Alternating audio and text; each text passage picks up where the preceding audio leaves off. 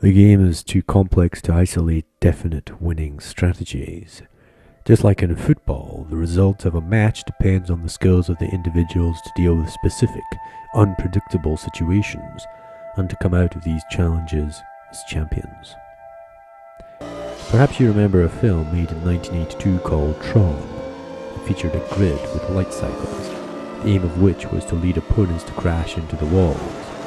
Armageddon Fortress takes us one step further by introducing zones, which has increased team play to an exciting new level. The developers of the game work with open source principles. There is a core group of developers: Z-Man, the original game designer, Tank Program, who was first to re-energize the development, and Lucifer, a practical programmer dedicated to improving the efficiency of the game. There are about 6 other developers who work on different aspects of the game, improving sound, camera angles, layout, and so on. Anyone who has a good idea and the skills to implement it can take part.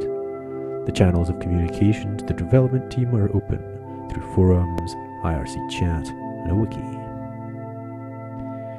Net neutrality is a very important issue which may determine the course of history, and yet most people are completely ignorant of it, even though they make use of the internet every day. Most of the efforts so far have been to popularize this conflict, to explain it to the layman. However, even amongst geeks, there is very little political savvy. They think that if more people are informed, they will help sway political and economic parties. However, with even a cursory glance at environmental issues, it is clear that massive awareness is not the critical factor for enforcing change.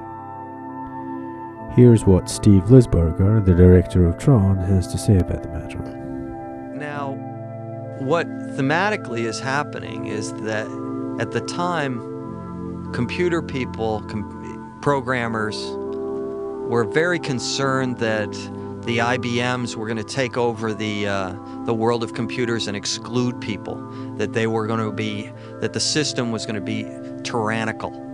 And what we're trying to show here is that corporately, they've put a stranglehold on the system, and that the programmers are not being allowed the access that they want, and access for them is vital for their work.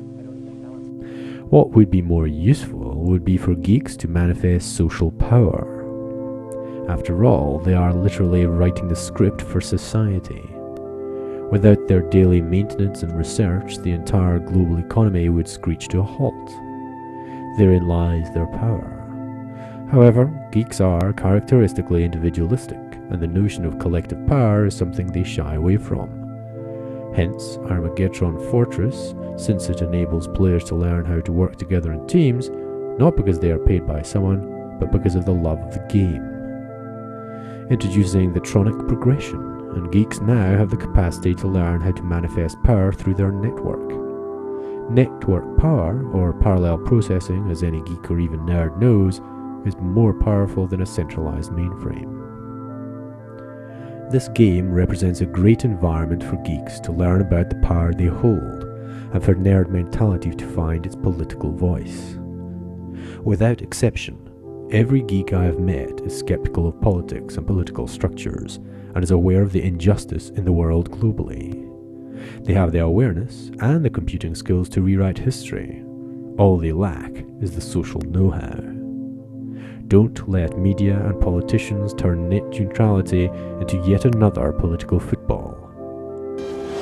Perhaps we can learn something from the way programmers have revolutionized the film industry. Again, from Tron. When we started dealing with the computer companies on Tron, you have to remember that a lot of the people who develop software for computers are not really filmmakers. They didn't begin their career as filmmakers, and so they won't approach the creation of visual imagery in the same way that a filmmaker will. We went in not knowing anything about computer technology. We only knew what we wanted to achieve on the film. But with discussions with the development groups in each company, we were convinced that we could actually develop the technology as we went along and marry it with the creative needs and end up with a film that would look good. Similarly, programmers now are not social artists and have not developed their careers to be socially creative. Can we learn the collaborative skills as we go along?